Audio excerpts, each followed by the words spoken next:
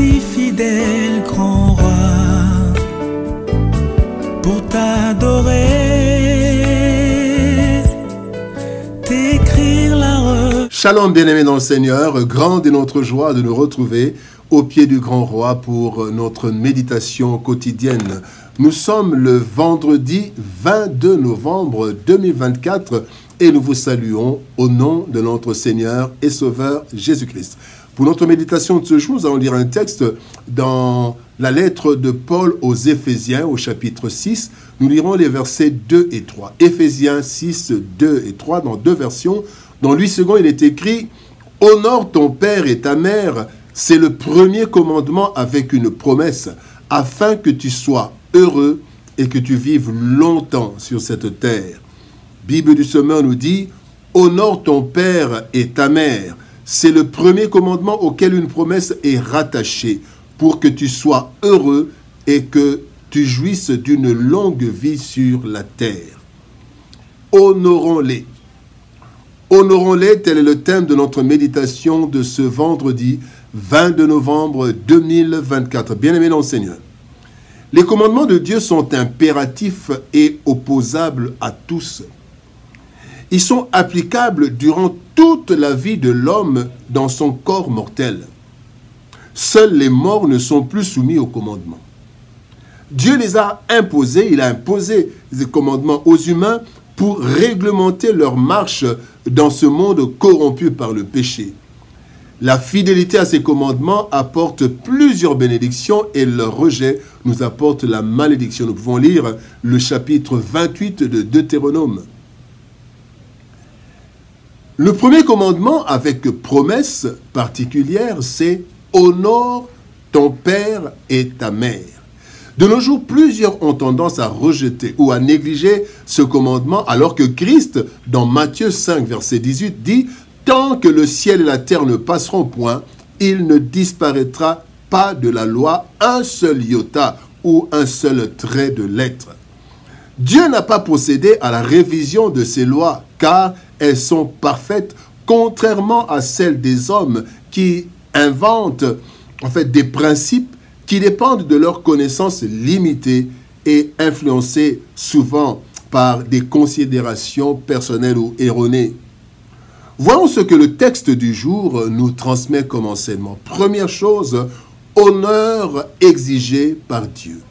Deutéronome chapitre 5 verset 16, il est dit « Honore ton père et ta mère comme l'Éternel ton Dieu te l'a ordonné, afin que tes jours se prolongent et que tu sois heureux dans le pays que l'Éternel ton Dieu te donne. » Dieu, dans sa souveraineté et son amour, a édicté des lois et les a fait connaître aux humains. Ces lois sont résumées par deux lois centrales: aimer Dieu et aimer son prochain, basées sur une seule loi, celle de l'amour.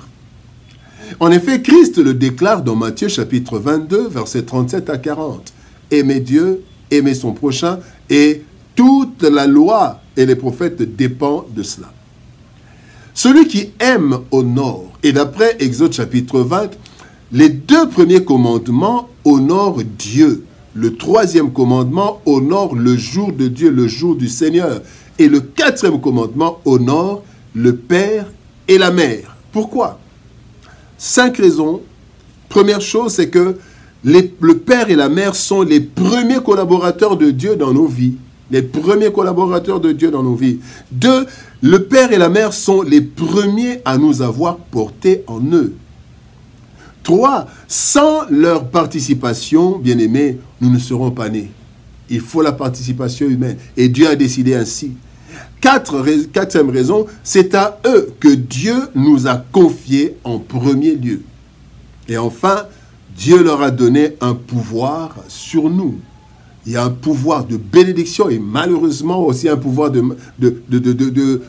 malédiction. Un pouvoir de bénédiction et de malédiction, on le voit dans la Bible. Deuxième leçon, promesse rattachée. Deutéronome chapitre 28, verset 1er, il est dit « Si tu obéis à la voix de l'Éternel, ton Dieu, en observant et en mettant en pratique tous ces commandements que je te prescris aujourd'hui, l'Éternel, ton Dieu, te donnera la supériorité sur toutes les nations de la terre. » Bien-aimé, Dieu est fidèle à toutes ses promesses. Pourquoi? Parce que, il ne les a jamais fait par contrainte ou par ignorance. Dieu ne fait pas une promesse comme un homme. Il ne les a pas fait par contrainte ou par ignorance. Deuxième raison, Dieu est fidèle à toutes ses promesses parce qu'il a toutes les capacités pour les accomplir. Bien-aimé, Dieu a rattaché des promesses à plusieurs de ses commandements pour stimuler et récompenser l'être humain. Cela pousse l'homme à fournir des efforts car les souffrances de l'application de certains commandements divins sont atténuées par la joie et les bénédictions promises. La Bible nous dit même que Christ a enduré ses souffrances ayant en vue la joie finale. Selon Hébreux chapitre 12, verset 12, il est dit « Parce qu'il avait en vue la joie qui lui était réservée, il a enduré la mort sur la croix en méprisant la honte attachée à un tel supplice, et désormais il siège à la droite du trône de Dieu. » Bien-aimés, ainsi, lorsqu'une promesse est rattachée à un commandement, nous devons être sûrs qu'elle s'accomplira dès que nous ferons notre part. Car Dieu déclare qu'il n'a jamais de dette. Il fait toujours sa part. Il dit dans Job chapitre 41, verset 3, « À qui ai-je emprunté pour devoir lui rendre? Je dispose de tout ce qui est sous le ciel. » Bien-aimé dans le Seigneur. Troisième leçon, obéissance obligée. 1 Samuel chapitre 15, verset 22 nous dit, « Voici l'obéissance vaut mieux que les sacrifices et l'observation de sa parole vaut mieux que la graisse des béliers. » Tous les commandements de Dieu, bien-aimés, sont justes et parfaits. Le psaume 119, verset 172, 172 nous dit « Car tous ces commandements sont justes. » Bien-aimés, ces commandements doivent être exécutés sans faille au risque de rater les promesses et les bénédictions y rattachées. Certes, certains parents peuvent paraître insupportables ou devenir des sources de lamentation, d'où ce que Dieu a recommandé aux parents dans Colossiens chapitre 3, verset 21, « Père, n'irritez pas vos enfants. » Cependant, Dieu ne va pas suspendre sa loi à cause de nous ou de certains parents. Alors, ce que nous devons, d'abord, nous devons accepter le commandement de Dieu comme étant une source de bénédiction certaine pour notre vie. Nous devons nous efforcer à l'appliquer, car notre avenir en dépend. Deutéronome 5,16, nous avons lu, afin que tes jours se prolongent et que tu sois heureux dans le pays que l'Éternel, ton Dieu, te donne. Troisième chose, nous devons demander un soutien du Saint-Esprit afin qu'il nous accorde de l'amour de Dieu qui supporte tout. La Bible dit dans 1 Corinthiens chapitre 13 verset 7, « L'amour excuse tout, il croit tout, il espère tout, il supporte tout. » Honorons-les. Bien-aimés dans le Seigneur, choisis par Dieu, le Père et la Mère méritent nos honneurs. Quelle que soit leur classe sociale, quel que soit leur comportement. Leur collaboration, consciente ou non avec l'Éternel, leur confère ce droit inaliénable. Et l'obéissance à ce commandement nous apporte bonheur et longue vie sur cette terre. Nous sommes donc, bien-aimés, tenus d'obéir à Dieu. Parfois avec des efforts compte tenu des réalités que cette exigence peut engendrer, et Dieu nous soutiendra, car si lui, c'est lui en fait, il exige. Et si lui exige cela, il donnera la force. Dieu ne nous bénira pas en fonction du comportement des parents, mais en fonction de nôtre à leur égard. Alors, si nous voulons être heureux et avoir une longue vie selon Dieu, honorons nos pères et nos mères. Ainsi nous vivrons heureux et longtemps. Prions. Père de gloire, nous te bénissons et te rendons grâce pour ton amour et ta bonté. Merci Seigneur de gloire de nous rappeler. Seigneur, tu as collaboré avec nos parents en premier lieu afin que nous soyons sur cette terre.